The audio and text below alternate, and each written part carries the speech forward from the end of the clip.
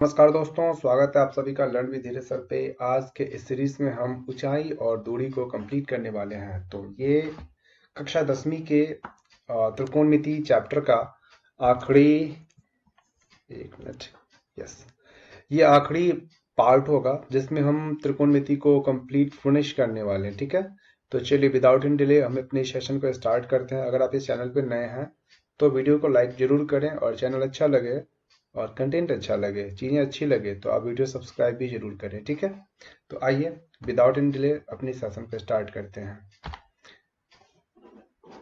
Just wait. Okay, so this is our first point that we have to remember here. देखिए, इसमें सबसे पहली जो हमने पढ़ा हुआ है ऑलरेडी, यहाँ पे हमने समझा था कि हमारे पास जब एक समकोण त्रिभुज है ए, बी और सी। अच्छा देखिए, अगर ये एंगल थीटा है तो थीटा के सामने वाले भुजा को हम लोग क्या कह देते हैं? लंब। तथा इस भुजा को हम एक और नाम से जानते हैं जिसे हम लोग लिखते हैं ऊंचाई, एच से भी सूचित कर लेते हैं। क्लियर है? सबसे बड़ी भुजा जो होती है किसी भी समकोण त्रिभुज की, वो क्या होती है? कर्ण होती है। इसके अलावा जो बच गई वो क्या कहलाएगी? आधार। क्लियर है? तो इसमें एक बात और आप ध्यान में रखिएगा, वो ये कि देखिए, जब आप किसी वस्तु को, किसी भी चीज को ऊपर से नीचे की ओर देखिएगा ना, तो ऐसी स्थिति में जो कोण बनता है ना, इस कोण को हम लोग कहते हैं अवनमन कोण। यह कोण कैसे बनेगा? हमेशा तो ऊपर से इस तरीके से, देखिए, ऊपर से नीचे की ओर। क्लियर है? और जब हम किसी वस्तु को या फिर किसी भी चीज को नीचे से ऊपर की ओर इस तरीके से देखेंगे, अर्थात एंगल अब की बार हमारा नीचे से ऊपर की ओर बनेगा ना, इस तरीके से, तो हम इसे कह लेंगे उन्नयन कोण। क्लियर है? अवनमन और उन्नयन में देखिए कंफ्यूज नहीं होना। मान के चलिए यह आप इस पे खड़े हो और इस तरीके से आपने किसी चीज को नीचे देखा, तो इसके साथ जो कोण बना आपका ये वाला कोण, ये क्या कहलाएगा? अवनमन कोण। लेकिन वहीं अभी आप इस पे खड़े हो और यहां से किसी चीज को आपने ऐसे देखा, तो अब देखिए ये जो कोण आपका बन रहा है ना, ये यही कोण कहलाएगा उन्नयन कोण। क्लियर है? तो चलिए आगे बात चीजों को समझते हैं। एक और इंपॉर्टेंट पॉइंट क्या है इसमें, देखिए, आपको ये याद रखना है कि tan 0 डिग्री पे वैल्यू क्या होगा, 30 डिग्री पे क्या होगा, और आपका इसी तरीके से 45 तथा 60। इसी तरीके से आपको कॉट का भी ध्यान में रखना है। और सभी का, जैसे कि इंपॉर्टेंट, तो देखिए अगर मैं आपके हाइट एंड डिस्टेंस की बात करूं तो यहाँ पे आपको tan और cot का जो टर्म है ना, ये काफी ज्यादा हेल्पफुल होता है और काफी ज्यादा यूज किए जाते हैं। लेकिन आपको सभी याद करके रखना है। ठीक है? एंगल। क्लियर है जी? तो आइए अपने नेक्स्ट क्वेश्चन की ओर मूव करते हैं। अब हम लोग देखिए, पहला प्रश्न क्या कह रहा है हमारा? कह रहा है कि आंधी आने से एक पेड़ टूट जाता है और टूटा हुआ भाग इस प्रकार मुड़ जाता है कि पेड़ का शिखर जमीन को छूने लगता है और भूमि के साथ 30 डिग्री का कोण बनाता है। 30 डिग्री का कोण बनाता है।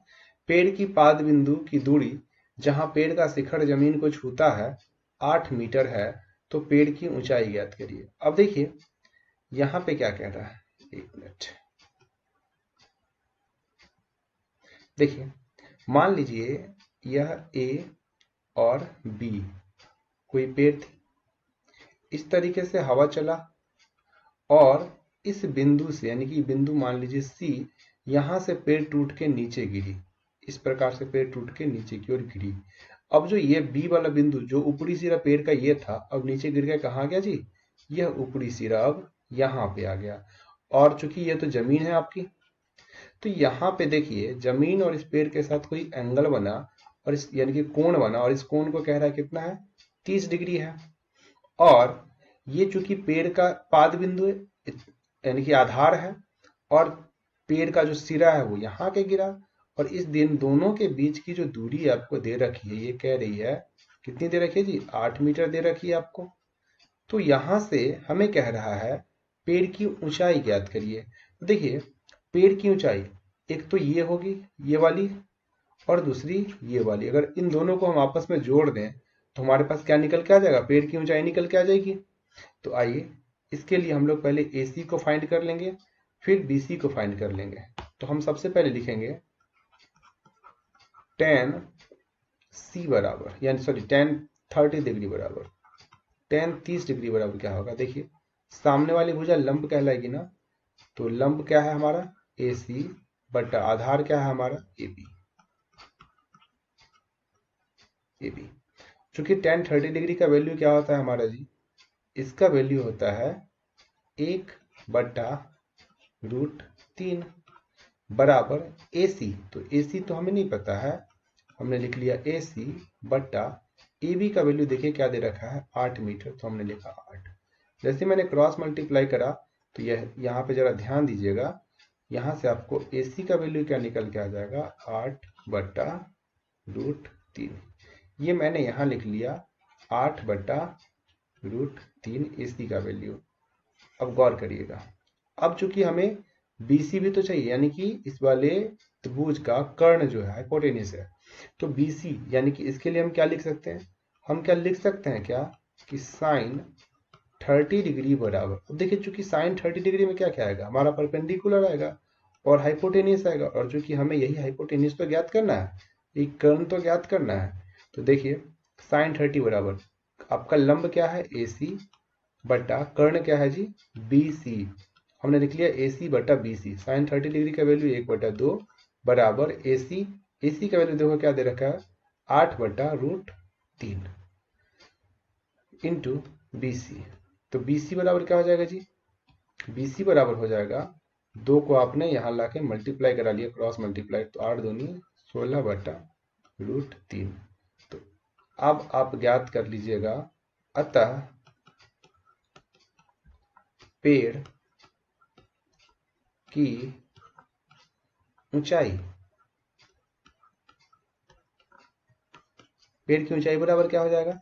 ये हो जाएगा आपका AC। चूंकि देखिए पेड़ यहां से लेके और यहां तक है, और टूटने के बाद A से लेके C और C से लेके B तक में पेड़ विभक्त हो गया, तो हमने लिख दिया AC प्लस BC। AC का वैल्यू देखिए हमारे पास क्या है? 8/√3। BC का वैल्यू क्या है जी? ये आपका निकल के आया देखिए 16/√3। हमने जब दोनों को जोड़ दिया √3, 8 + 16 बराबर क्या आ गया जी? 24/√3 मीटर आंसर। क्लियर है? आशा करते हैं ये क्वेश्चन आपको समझ आया होगा। आइए नेक्स्ट क्वेश्चन की ओर हम लोग मूव करते हैं। अगला प्रश्न कह रहा है हमारा कि एक पतंग जिसकी डोर क्षैतिज तल के साथ 45 डिग्री का कोण बनाती है। तो एक पतंग है, ये रहा देखिए, ये एक पतंग है और क्षैतिज तल के साथ ये कितनी डिग्री का कोण बना रही है जी? 45 डिग्री का कोण बना रही है इस पतंग की डोरी, और ये जो पीली वाली रेखा है ना, इस पतंग की डोरी है। अब देखिए 75 मीटर की ऊंचाई पर उड़ रही है। अब देखिए ये जो पतंग उड़ रही है, कितनी ऊंचाई पर उड़ रही है जी? ये उड़ रही है आपको 75 मीटर की ऊंचाई पे उड़ रही है। यदि डोरी में ढील ना हो तो इसकी लंबाई ज्ञात करें। तो हमें कह रहा है, देखिए अगर हमने ऊपर वाले भुजा बिंदु को माना A, ये हमारा B और ये हमारा C, जो कि राइट एंगल ट्रायंगल बन रहा है, तो हमने ये परपेंडिकुलर मान लिया है। मान लिया क्या होता है। चलिए, तो अब हमें चूंकि ज्ञात करना है AB, क्योंकि AB तो डोरी की लंबाई होगी ना। तो AB देखिए, अगर मैं एज ए ट्रायंगल बात करूं तो ये हमारा क्या होगा जी? कर्ण होगा। और कर्ण के लिए हमें क्या क्या चाहिए? तो देखिए अगर मैं साइन थीटा का वैल्यू लूं तो लंब बटा कर्ण आ रहा है ना, तो मैं यही करता हूं, साइन 45 डिग्री बराबर क्या हो जाएगा जी? AC। लंब देखिए क्या है? इसके सामने वाली भुजा A से लेके C तक, तो हमने लिखा AC बटा कर्ण क्या है? देखिए A से लेके B तक, तो कर्ण हो गया आपका बटे में AB। साइन 45 का वैल्यू क्या हो जाएगा जी? 1/√2 बराबर AC का वैल्यू देखिए क्या दे रखा है? 75, तो 75 बटे का AB। हिंस क्रॉस मल्टीप्लाई कर लीजिए, तो यहां से ध्यान दीजिएगा AB बराबर क्या होगा आपका?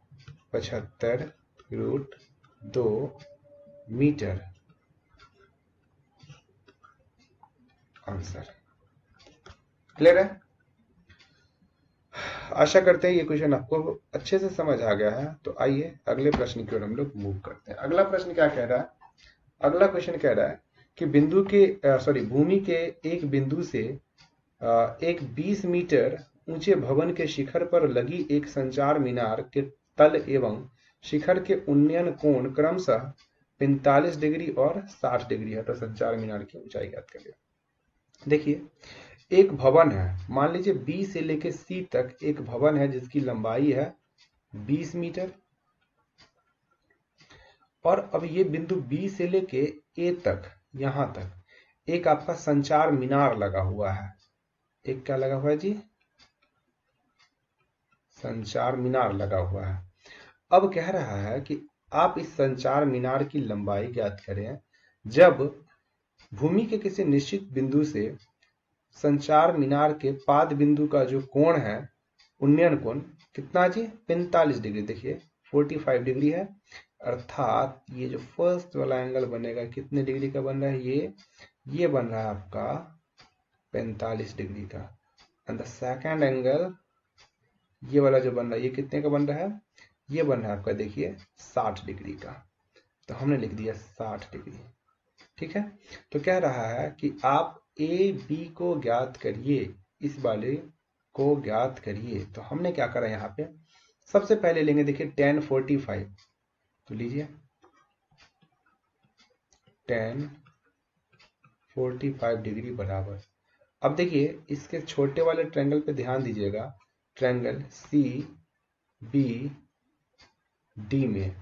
तो tan 45 जब हमने लिया तो ये किसके बराबर हो जाएगा? लंब। तो लंब देखिए कौन है? BC। तो हमने लिखा BC बटा आधार देखिए क्या है? CD। तो BC बटा CD। चूंकि tan 45 का वैल्यू 1 होता है, बराबर देखिए BC का वैल्यू कितना है? 20। तो हमने लिखा 1 बराबर 20 बटा CD। तो यहां से देखिए CD बराबर क्या निकल के आ गया, या फिर DC बराबर क्या निकल के आ गया? 20 मीटर। ये वाली वैल्यू हमें निकल के आ गई जी, ये वाली। अब चलिए बड़े वाले पे हम एंगल पे बात करते हैं। तो बड़ा वाला एंगल क्या दिया हुआ है? tan 60 डिग्री बराबर, देखिए सामने वाली भुजा क्या होगी? बड़े वाले त्रिभुज में ए से लेके सी तक, तो आप ऐसे लिख लीजिए AC बटा आधार, आधार तो यही है जी CD, और CD हमने अभी भी क्या निकाला है? 20 मीटर। तो हम लिख लेंगे AC बटा CD। अतः tan 60 डिग्री का वैल्यू क्या होता है जी? √3 बराबर AC का वैल्यू देखिए, AC आपका कहां से कहां तक है? C से लेके B तक, और फिर B से लेके A तक, यानी कि C से लेके B तक की दूरी कितनी है? 20, और A से लेके B तक हमें नहीं पता है, तो हमने लिख दिया 20। मान लीजिए इस बीच के दूरी को हमने मान लिया x, तो हम क्या लिख सकते हैं? 20 प्लस x AC को। ठीक है, AC गौर से समझिएगा, A से लेके C तक, तो देखिए A से लेके B तक कितना है? x हमने माना ये, और B से लेके C तक आपके पास क्या है? 20, और इस दोनों को जोड़ दिया तो क्या हो जाएगा? 20 प्लस x। तो हमने लिख दिया, और बट्टे में CD, तो CD हमारे पास क्या है? 20 मीटर। तो यहां से जब हम इसे सॉल्व करते हैं तो ध्यान दीजिए, 20 का इधर क्रॉस मल्टीप्लाई कर लीजिए, क्या हो जाएगा? 20 √3 बराबर 20 प्लस x। तो यहां से x बराबर क्या हो जाएगा? माफ करिएगा, ये 20 है। x बराबर क्या हो जाएगा? 20 √3 माइनस 20। हेंस x बराबर क्या आ जाएगा जी? 20 को जैसे ही आपने कॉमन ले लिया, अंदर क्या बचेगा? √3 माइनस 1 मीटर आंसर। क्लियर है? अर्थात संचार मीनार की जो ऊंचाई, ये जो x का मान आ गया आपका, क्या आ गया? 20 इंटू √3 माइनस 1 मीटर आंसर। क्लियर है? आशा करते हैं चीजें ये समझ आ गई होंगी। आइए देखिए नेक्स्ट क्वेश्चन क्या कह रहा है। नेक्स्ट क्वेश्चन कह रहा है आपका, एक टावर के पाद से एक मकान के शीर्ष का उन्नयन कोण 30 डिग्री है, तथा मकान के पाद से टावर के शीर्ष का उन्नयन कोण 45 डिग्री है। देखिए बात जरा समझिएगा, कह रहा है कि मकान के पाद से टावर का, यानी कि मान लेते हैं अगर हमारा सी और डी टावर है, देखिए इस वाले को आप मान लीजिए ये आपका क्या है, टावर है, और ये वाला आपका मकान है। देखिए मकान का जो पाद बिंदु है यहां से लेके टावर के शीर्ष तक का जो उन्नयन कोण बन रहा है ये आपको दे रखा है 45 डिग्री, और ये जो टावर है ना CD, इसके पाद बिंदु से आपके मकान का जो उन्नयन कोण बन रहा है कितना बन रहा है जी, 30 डिग्री का उन्नयन कोण बन रहा है। तो कह रहा है कि टावर की ऊंचाई आपको 30 मीटर है, जो कि ये दे रखी है टावर की ऊंचाई 30 मीटर।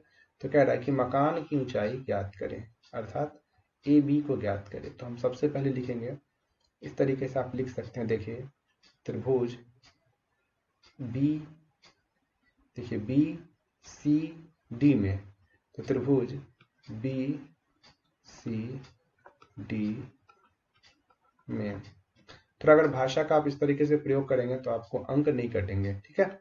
लिखिए जरा कैसे लिखेंगे जी, tan 45 बराबर, tan 45 बराबर क्या हो जाएगा जी, लंब, लंब देखिए क्या है इसमें 30, यानी कि आधार क्या है, सॉरी लंब क्या है CD, ये वाली भुजा, और इसके लिए आधार क्या आ जाएगी, ये नीचे वाली भुजा BC।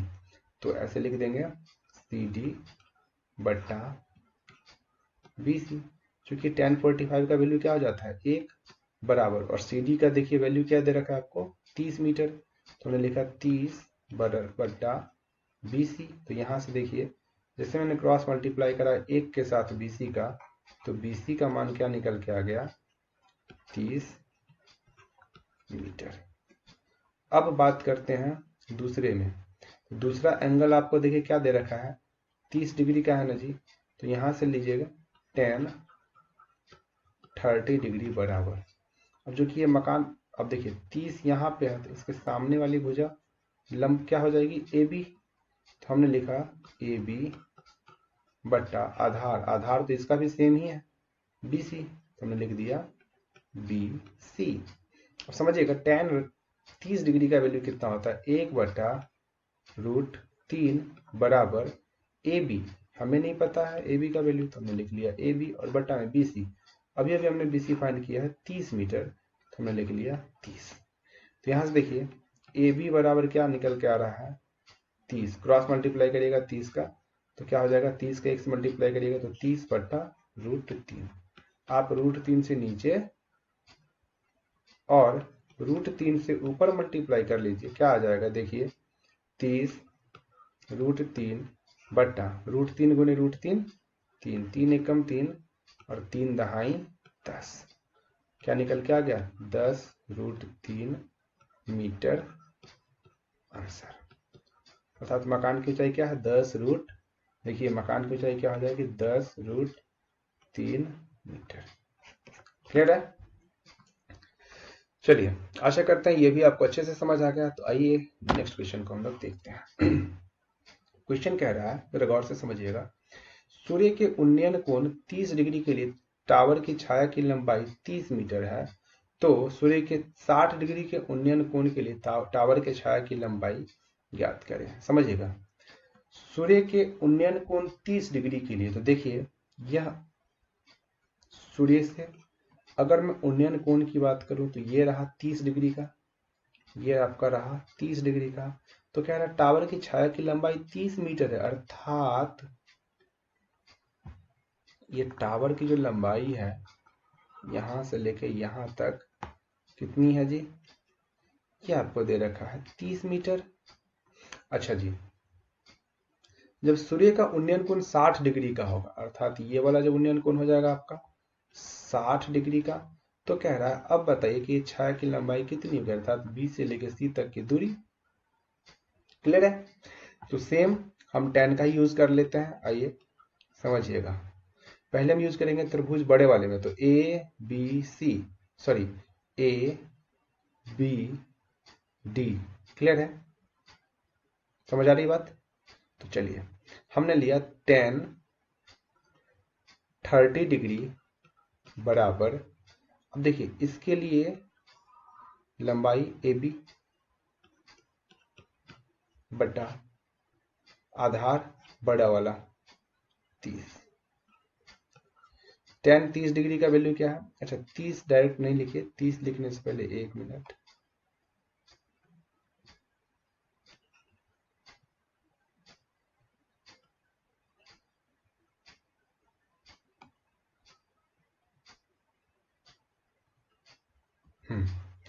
आप लिखिए बी से लेके डी तक, अर्थात हमने लिख दिया ए बी बट्टा बी डी। tan 30 डिग्री का वैल्यू क्या होगा? 1/√3 बराबर ए बी, तो हमने लिख दिया ए बी, और बट्टा में बी डी का वैल्यू देखिए क्या दे रखा है आपको, 30 मीटर, तो 30। तो यहाँ से ए बी बराबर आपका क्या हो जाएगा जी? 30/√3। ठीक है, तो आइए अगला में देखते हैं हम लोग क्या हो रहा है। देखिए नेक्स्ट हमारा क्या है, 60 डिग्री के लिए। अब चूंकि 60 डिग्री के लिए भी तो लंब आपका यही होने वाला है ए बी, तो आप लिखिए tan 60 डिग्री बराबर, लंब तो यही रहेगा भाई ए बी, और आधार देखिए इसके लिए क्या हो जाएगा, 60 डिग्री का आधार क्या हो जाएगा, बी से लेके सी तक, तो बटे में बी सी, और यही बी सी तो हमें ज्ञात करना है। अब चूंकि tan 60 डिग्री का वैल्यू क्या होता है, √3 बराबर ए बी का वैल्यू देखिए क्या निकाला है हमने, 30/√3, तो इसे डालिए 30/√3, ठीक है, इंटू बी सी। आप ऐसे लिख दीजिएगा ए बी बराबर 30/√3 रखने पर, ठीक है। समझिए √3 का √3 से मल्टीप्लाई कर देंगे, क्या हो जाएगा जी? 3, या फिर आपने इस √3 को यहाँ पे मल्टीप्लाई कर लीजिए, तो यहाँ और इस BC को दूसरी तरफ ले जाइए, तो ये क्या हो जाएगा, समझिएगा जरा, BC बराबर 30/√3 गुने √3 बराबर 30/√3 गुने √3 कितना हो जाएगा, 3, तो बराबर 3 एकम 3, 3 दाएं 10, अर्थात BC बराबर क्या आ गया, 10 मीटर, आंसर आ गया। क्लियर है? क्लियर है जी? चलिए देखिए नेक्स्ट क्वेश्चन क्या कर रहा है, जरा इसको समझिएगा। कह रहा है मीनार के आधार से एक सरल रेखा में 4 मीटर और 9 मीटर की दूरी पर स्थित दो बिंदुओं से, अच्छा देखिए पहली दूरी कह रहा है क्या, यानी कि बी से लेके सी तक के बीच की दूरी क्या कह रहा है जी, बी से लेके सी तक के बीच की दूरी आपका हो गया 4 मीटर, और एक बड़ी वाली दूरी आपको दे रखी है, ये क्या कह रहा है, ये कह रहा है आपका 9 मीटर की दूरी पर स्थित दो बिंदुओं से मीनार के उन्नयन कोण पूरक है। अच्छा देखिए एक बात ध्यान में रखना, यहाँ से पूरक कोण बराबर क्या होता है, दो कोणों का योगफल कितना होना चाहिए, 90 डिग्री होना चाहिए। अर्थात अगर मैंने इसको थीटा माना तो ये वाला कोण कितना हो जाएगा, 90 माइनस थीटा, 90 माइनस थीटा। जरा गौर से समझिएगा कैसे, देखिएगा अगर इस वाले ट्रायंगल को इस वाले कोण को अगर हम मान लेते हैं यहाँ से अल्फा, और इस वाले को यहाँ पे हमने थीटा ऑलरेडी मान रखा है, तो पूरक कोण का मतलब दोनों का योगफल 90, अर्थात हम अल्फा प्लस थीटा बराबर क्या लिखेंगे, 90।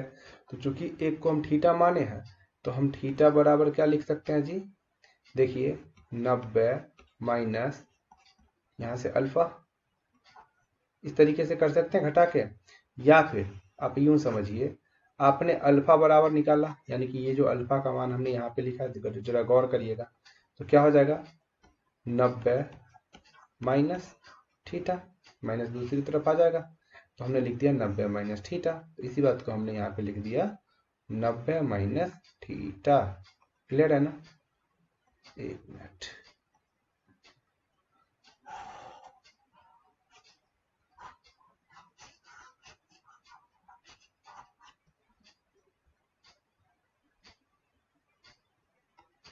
देखिए अब पहले इस वाले ट्रायंगल में, ट्रायंगल ए बी और डी पे पहले विचार करते हैं। यहां से आप क्या लिखिएगा, tan थीटा बराबर लंब क्या है जी, ए बी, तो आपने लिखा ए बी बटा, अच्छा लंब हो गया ए बी, आधार क्या है तो बी से लेके डी तक, अर्थात बी डी हमने लिख दिया बट्टा बी डी। आगे देखिए, यहां से चूंकि ए बी का वैल्यू तो हमें नहीं है पता, तो हमने लिख दिया टेन थीटा बराबर ए बी। देखिए ए बी तो एज इट इज रहेगा बटा बी डी। बी डी का वैल्यू देखिए हमें दे रखा है कितना, 9 मीटर, तो हमने लिख दिया 9।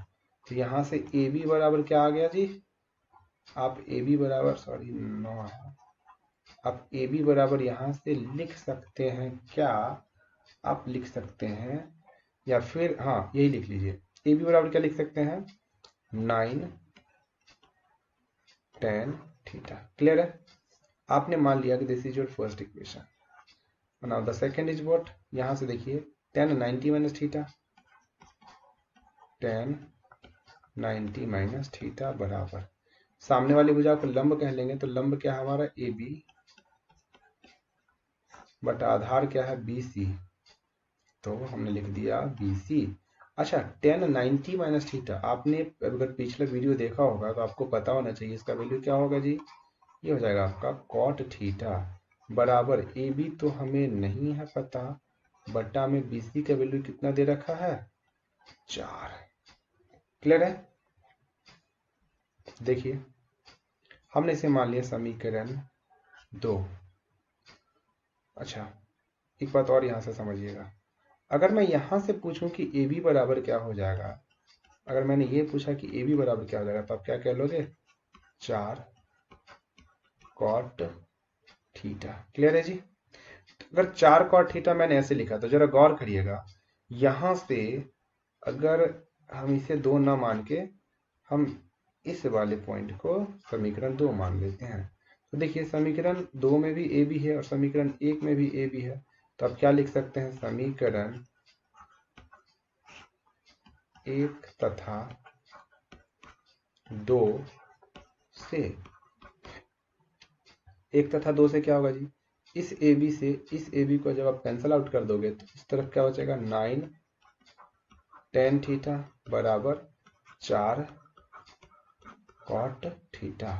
तो यहां से देखिए 9/4 इधर ले आइए, तो 4 बराबर कॉट थीटा और टेन थीटा बटा में आ जाएगा, तो बटा का टेन थीटा, तो 9/4 बराबर, अच्छा कॉट थीटा बटा टेन थीटा, देखिए टेन थीटा का उल्टा क्या होता है कॉट थीटा, तो यानी कि हम इसको क्या लिख सकते हैं, हम इसको लिख सकते हैं कॉट थीटा तो पहले से है तो इंटू कॉट थीटा। तो यहां से देखिए कॉट स्क्वायर थीटा बराबर क्या आ रहा है 9/4, तो मैं इसे थोड़ा सा घेर दूं, तो यहां से आप कॉट थीटा बराबर क्या लिख सकते हैं, अब देखिए 9 का वर्गमूल करेगा तो क्या हो जाएगा 3 और 4 का वर्गमूल 2, तो कॉट थीटा बराबर आपका क्या आ गया 3/2। तो यहां से आपको अब कुछ नहीं करना है, वो आपको समझना ये है, जरा गौर करिएगा, देखिए कॉट थीटा बराबर हमें 3/2 आ गया। अब चूंकि हमें कह रहा है कि ए बी ज्ञात करिए, तो ए बी में हम क्या लिखेंगे जी, यहां से समझिएगा, देखिए मैं कहा बना लूं, एक काम करता हूं, आप आशा करते हैं आप इसका स्क्रीनशॉट ले लिए होंगे, या फिर मैं इधर कर ले रहा हूं। चलिए देखिए कॉट थीटा बराबर हमारे पास क्या आ गया 3/2। अब जरा समझिएगा, त्रिभुज ए बी और डी में, यानी कि इन तीनों त्रिभुज में जरा गौर करिएगा, अगर मैं लिखूं यहां से कॉट थीटा, तो आप क्या कहोगे कॉट थीटा बराबर आधार, तो आधार क्या होगा बी से लेके डी तक, अर्थात आधार बी से लेके डी तक, तो बी डी बट्टा में लंब कितना हो जाएगा ए बी, क्योंकि कॉट थीटा का मान अभी अभी हमने निकाला है कितना 3/2, तो आप लिख दीजिए कॉट थीटा बराबर 3/2 रखने पे बी डी का वैल्यू देखिए क्या है 9 मीटर, तो हमने लिख दिया 9/AB। अतः ए बी बराबर क्या हो जाएगा जी, ए बी बराबर हो जाएगा 9 × 2 और ये बटा का 3। काटिए, 3 तिया 9, आंसर क्या आ गया, AB बराबर 6 मीटर, आंसर हो गया। अतः टावर की ऊंचाई कितनी है, 6 मीटर। क्लियर है। चलिए नेक्स्ट क्वेश्चन है, आप इन सबको ना अपना एक प्रॉपर नोट्स जरूर बना के लिखिएगा, बहुत हेल्पफुल होगा आपके लिए, ठीक है। चलिए अगला है कि एक स्तंभ से छाया की लंबाई स्तंभ की ऊंचाई की 1/√3 गुनी है, सूर्य का उन्नयन कोण ज्ञात करें। देखिए एक स्तंभ से छाया की जो लंबाई जो है ना, लंबाई इसकी ऊंचाई, चलिए ऊंचाई को हमने माना h, तो इसकी ऊंचाई की 1/√3 गुनी है, अर्थात ऊंचाई h है, तो इसकी छाया की लंबाई क्या हो जाएगी, इस h की 1/√3 गुनी। तो कह रहा है सूर्य का उन्नयन कोण ज्ञात करें, अर्थात थीटा बोला है ज्ञात करने के लिए। कुछ नहीं करेंगे, हम यहाँ पे लिख देंगे tan थीटा बराबर लंब, लंब देखिए क्या हो जाएगा, इसके सामने वाले भुजा को लंब कहते हैं हम लोग, तो AB बटा आधार BC, तो हमने लिख दिया बटा BC। चूंकि थीटा हमें ज्ञात करना है तो आप लिखिए tan थीटा बराबर AB का वैल्यू क्या है जी, h, तो हमने लिख लिया h, और BC का वैल्यू क्या है, h गुने 1/√3। तो यहाँ से tan थीटा बराबर क्या हो जाएगा, √3 आपका पलट के कहाँ चला गया, ऊपर, तो हमने लिख दिया √3, और h से h तो आपका कैंसल आउट हो गया, तो tan थीटा बराबर √3।